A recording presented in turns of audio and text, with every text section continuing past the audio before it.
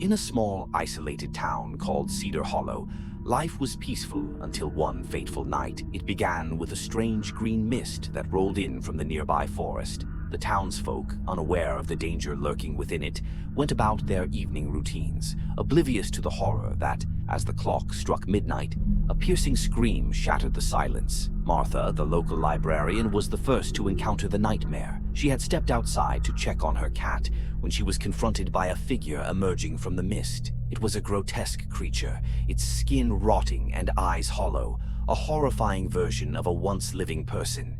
Before she could scream again, it lunged. Within hours, chaos erupted.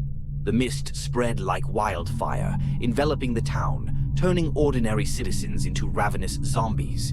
Each bite from these monsters meant another person would succumb to the curse, joining the ranks of the undead. Panic ensued as families barricaded themselves. A group of survivors gathered in the town hall, determined to find a way out.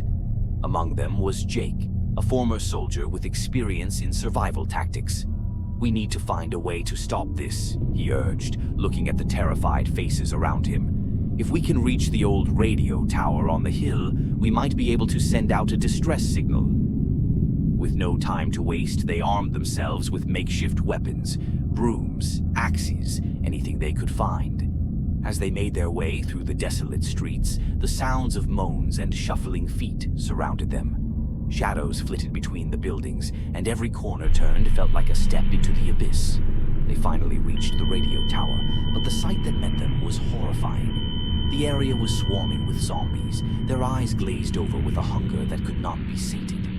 It was a deadly gamble, but they pressed on. Jake led the charge, shouting commands as they fought their way through. One by one they fell. Friends turned into food for the undead. The group dwindled until only Jake and a young woman named Sarah remained. They reached the tower, breathless and desperate. As Jake struggled to get the radio working, Sarah held off the approaching horde, her heart racing. Just as the zombies breached the door, Jake managed to send out a signal. "Help!